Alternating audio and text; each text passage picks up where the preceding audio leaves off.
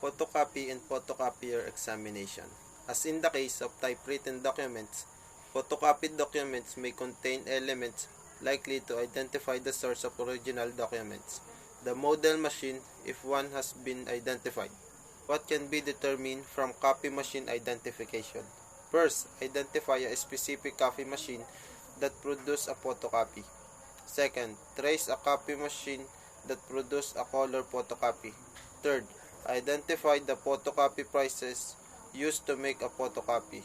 Fourth, determine if two photocopies were produced on the same photocopy machine. Photocopier identification. Most modern-day photocopying machines operate in a more or less similar fashion. The image of the documents to be copied is captured by camera lens and transferred to a cylindrical drum usually coated with light-sensitive substance such as selenium. This drum must be charged with a static electric charge which dissipates when exposed to lights. The image of the document transferred to the drum is made up of light and dark static electric charge on the drum. The drum is in turn batted with toner. This may be either in a dry or wet form depending upon the specific machine. Toner has an inherent affinity for static electricity and consequently cling to those areas of the drum in quantities proportional to the electrostatic charge. This toner in turn is transferred to a piece of paper that will then be subjected to a fixing process, usually in the form of heat, which fuses and attaches the toner to the paper. Different makes of machines as well as different models with a manufacturer's line may leave behind on the photocopy characteristics that are specific to that make and model, such as grabber marks, paper edge expressions, design incorporated into the paper, paper type, and toner type. Paper is pulled through a photocopying machine by a grabbers. Marks made by these grabbers are transferred into the paper. This may be in form of a small depression at the edge of the paper, or areas of toner or tonerless spot on the finish. Photocopied documents identifications of designs incorporated into specialized paper for a specific machine, paper type, and toner type. In a questioned photocopy may additionally point to a specific make and model. These characteristics are noted and then searched through reference files.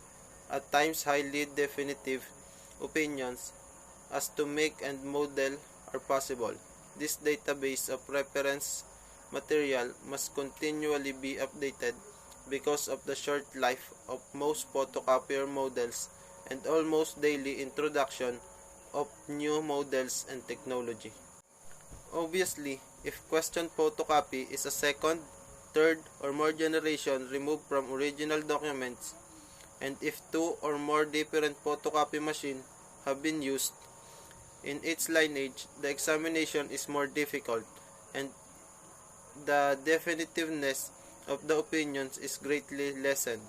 Today's photocopying equipment has provided a fast and inexpensive means of copying documents.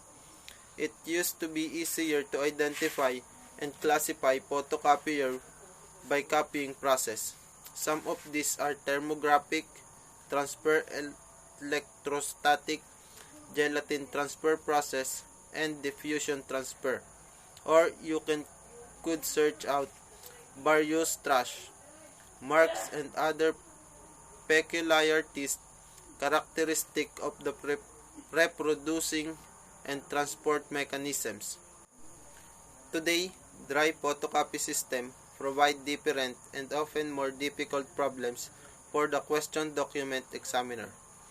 The direct electrostatic process has continually been refined, as have its quality control standards, which leave fewer individuals' peculiarities in the copied documents. The Royal Canadian Mounted Police Forensic Laboratory has discovered the particular types of color printer, Dot matrix, inkjet, and thermal color have particularly and distinguishing characteristics. Dot matrix color printer differ at the shape of the pin's cross-section, the diameter of the pins, and the impression they produce, the distance between adjacent pin center in draft mode, the type of ribbon, broken or damaged pins, and their associated characteristic, ribbon misalignment problems, and their related features, smearing of impression on the paper surface,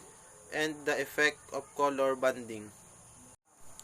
Inkjet color printer differ by types of inks. The presence of ink spatter, evidence of dragging, and the presence of gaps in areas that should be solid. Thermal transfer color printer share evidence of burnout of the thermal elements in the printer head, the effect of faulty ribbon advance mechanism, and the presence of banding. Some of characteristics discussed concerning color printers also related to features observed in one color printer. The only exceptions are those elements pertaining to the ribbon and ribbon shape mechanism. Photocopy to photocopy examination. Question photocopies may be examined visually for individual characteristic, thus, mark that may be made because of dirt, scratches, and other extraneous marks on the surfaces of the drum, cover, glass plate, or camera lens of the photocopy machine. A comparison of these marks on the question document with those marks made by a specific machine will serve to identify or eliminate the particular machine as the source of the document in question.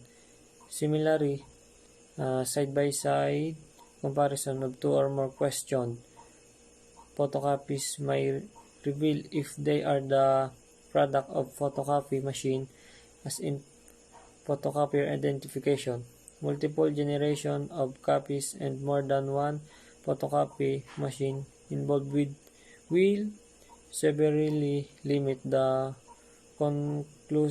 conclusiveness of the resultant opinion. Evidence submission. Because of the usually large physical size of many photocopies, it is often impractical to transport the machine to the laboratory. When this is the case, the submitter can simply run sheet of plain paper through the photocopier and submit those to the laboratory.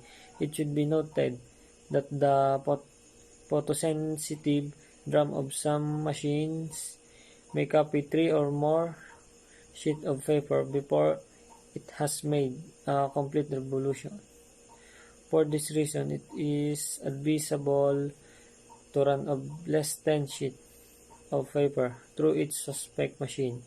These specimens should be kept in the order that the machine produced them. Photocopy forgery.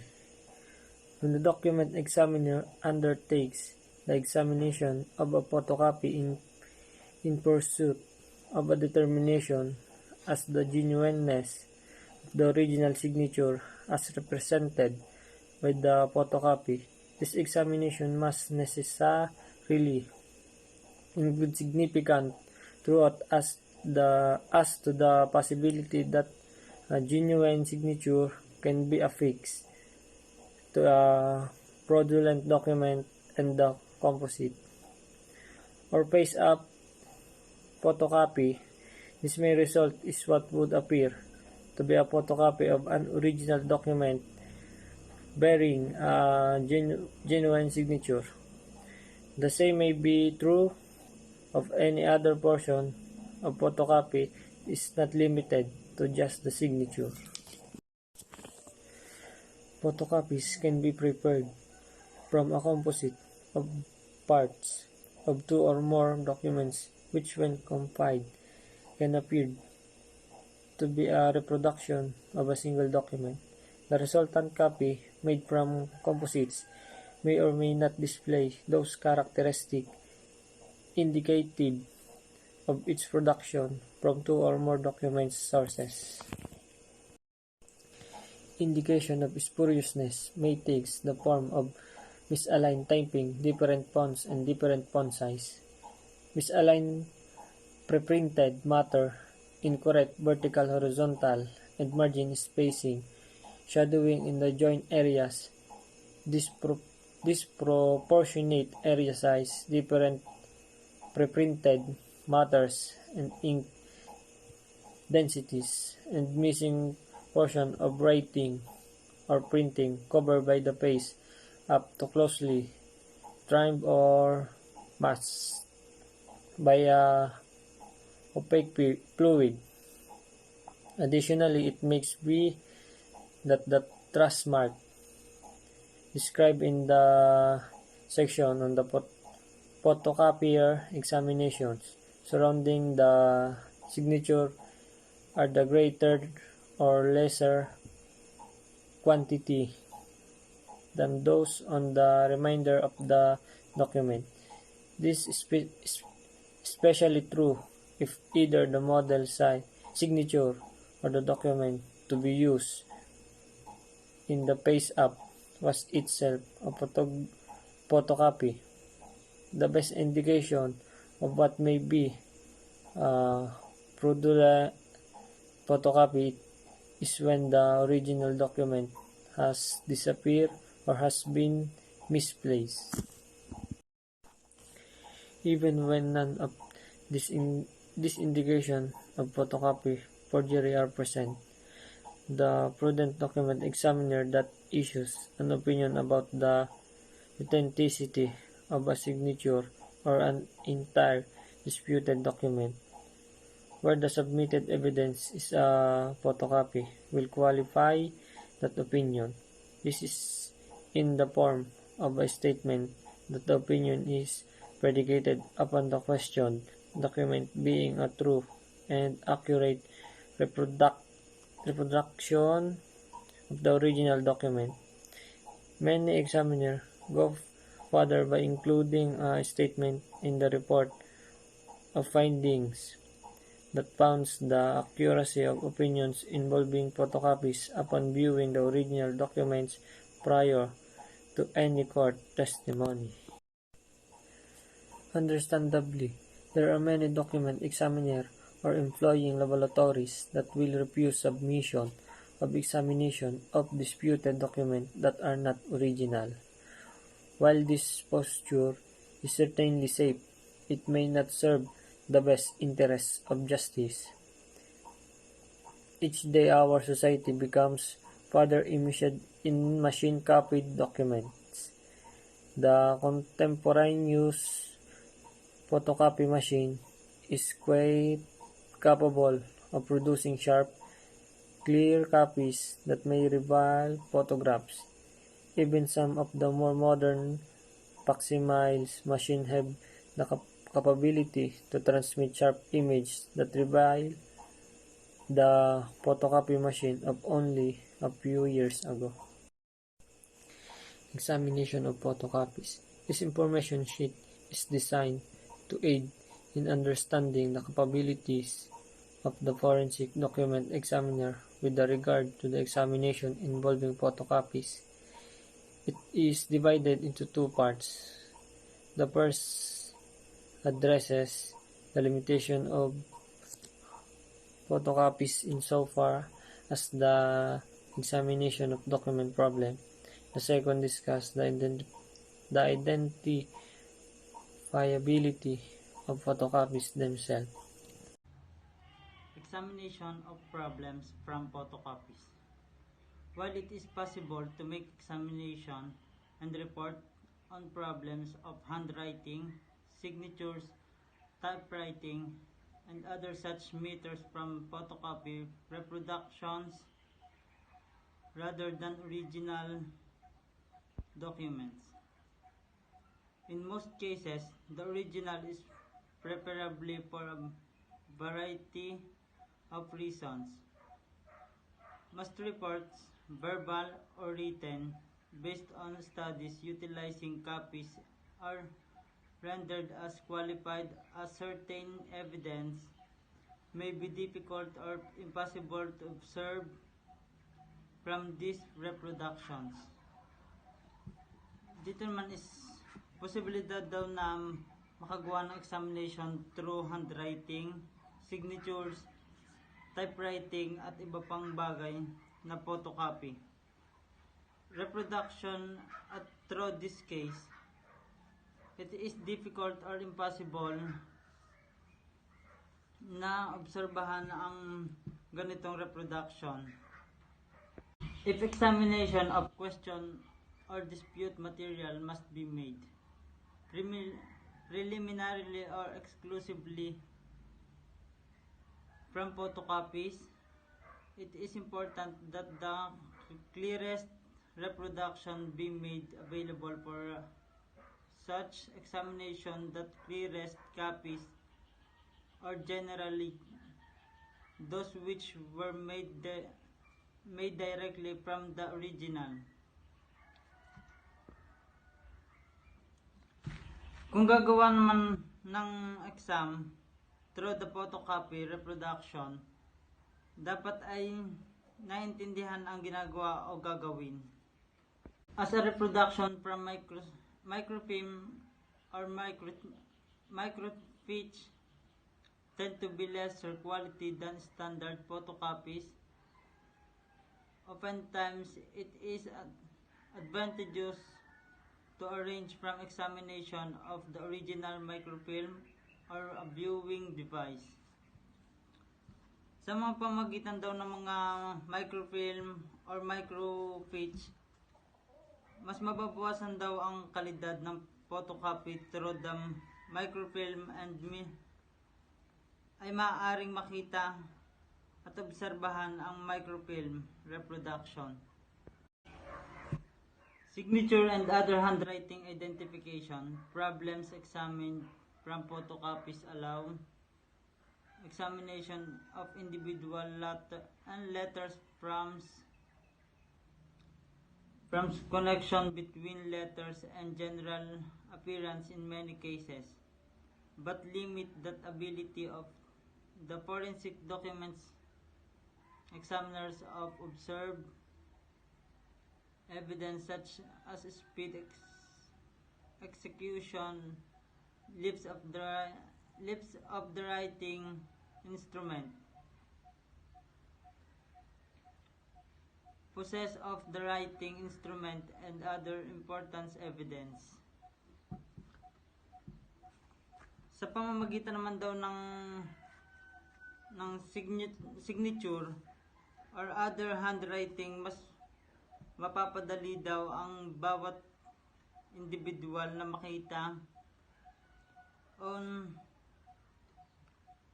matrace ang isang documents kung ito yung mismong owner ay may signature na hindi idadaan sa mga signature process. Typewriting identification problems examined from the photocopies will in many cases not be greatly hindered. It is normally possible to identify the manufacturer and model of a machine from a copy. In many cases, defects which allow an individual machine to be identified can be observed from photocopy as well. However, this is not always the case and often dependent on the quality of the copy submitted for examination. Minsan naman, dahil sa mga handwriting identification ay nagkakos ito ng problema dahil hindi lahat ng manufacturer ay magkakapares ng model ng machine. Sa mga photocopy, merong machine na normal pa na kung minsan man ay may sira, kaya bilang isang examiner dapat ina-observe yung photocopies kung okay ba ito o hindi. Other documents problem are often hindered when examinations are made from photocopies rather than the original documents. For instance, erasure and alteration are often impossible to observe and record from a copy. Dito naman is, pag photocopies yung isang documents, mas madalas nagkakaroon ng problema. Hindi kagaya ng original. Dahil sa photocopies, minsan lumalabo, merong putol. Hindi kagaya sa original na makikita mo talaga kung totoo ba ito o hindi. Examination and identification of photocopies. The examination of photocopies has become an important. The forensic document examiner role it is often possible to identify a particular manufacturer and model of photocopier from a single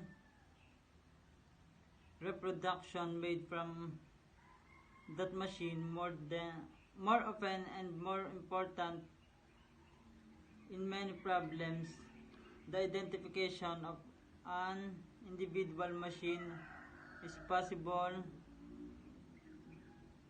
In many problems, the identification of an individual's machine is possible. Identification of photocopies with regard to manufacture is depend upon the observation of various evidence appearing on a copy which is characteristic of a particular model manufacturer. The identification of an individual machine is made possible through the observation of defects which reproduced on the resulting copies. The most common of these defects are called trash marks and are more often the result of dust and dirt particles. These particles are seen and black specks on a copy and can enable identification of one copy with other if the size, shape, and groups of these marks are comparable between the two copies. Finally, while it is possible to create a fraudulent document utilizing a photocopier, often evidence of such preparation can be observed on copies.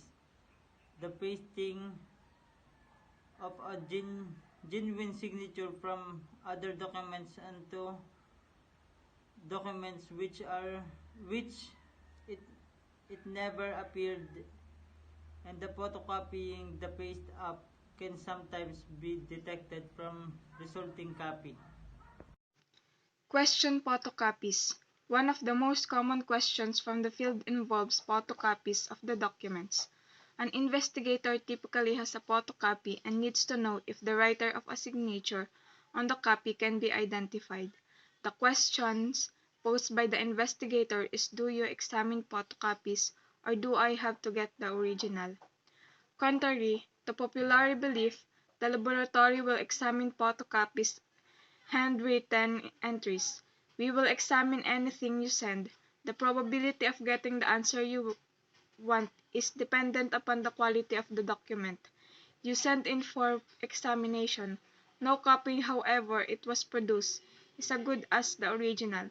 The ability of the examiner to render a definite opinion is significantly reduced by the loss of detail inherent in any copying process. There is another important limitation of photocopies that is often considered by the investigator. This is the inability of the examiner to prove the original of the signature was actually on the original of the photocopy document, unless the investigator sends the original of the document ever existed. To reflect this, the laboratory report usually includes the language, such as Smith wrote the original of the question signature, reproduced on Exhibit 1. This language avoids any attempt to authenticate the document itself. The qualified laboratory opinions are the result of rapid improvements in the office machine technology. For example, it is possible for a person to create a document electronically and authenticate it by scanning onto a signature which appears on an unrelated document. Laser printers use the same imaginating technology as a photocopy machine. Even of some characteristics that would distinguish laser printer from the more common office copiers are limited by the new generation of laser copies. Similar results can be obtained using copy machine with automatic editing features or by certain amount of skill with scissor, typewriter, and desktop copy machine was created. The bottom line is don't send a lab photocopy if the original is available. If a photocopy is all you can get, send the best one available. If the original is the hands of some agency which not release it, attempt to obtain certain photocopies. This will booster the document in court even if will not help in laboratory examination. Also, try to get the close-up photographies of any question handwritten entries to send along with the photocopy. Good close-up photographs, especially in color, are usually better than the best photocopy. It is even better if a color usually better than the best photocopy. It is even better if a color photocopy of the question document can be obtained. When the question involves the possible alteration of document prior to the production of the copy, attempt to get the original, or any copy of the original which differs from the suspect document. The positive determination of alteration is much more likely if the examiner has another version of document to compare with the suspect copy. It might be found that suspect document is a true copy and the copy believed to be true is the alteration. Office technology is rapidly changing. Do not hesitate to call the lab with questions concerning the possible value of technical examination of machine-produced documents. Photocopies. Photocopies can be sometimes identified with machine producing them if the exemplars and question copies are relatively contemporaneous. The possible make and the model of the photocopy machine can sometimes be determined by the comparison with the reference file. Photocopies and laser printers. Photocopies and laser printer use the same type of process to print page. With a photocopier, the original document is placed on the glass platen. The document is then exposed by use of reflected light to a drum that is covered with a photosensitive material. The image of the document exists on the drum as invincible positive photoelectric charge, negatively charged toner. The messy black powdery stuff is derized onto the drum, where sticks on only positive charges area. Opposite charges attract same charges repel, to create a visible image. Paper with positive charge passes drum accusing the negative charge toner to transfer to the paper. The toner is the heat sealed to the paper creating the printer copy. With a laser printer, the image of the original document held by the computer is memory, is written to the photosensitive drum by use of laser.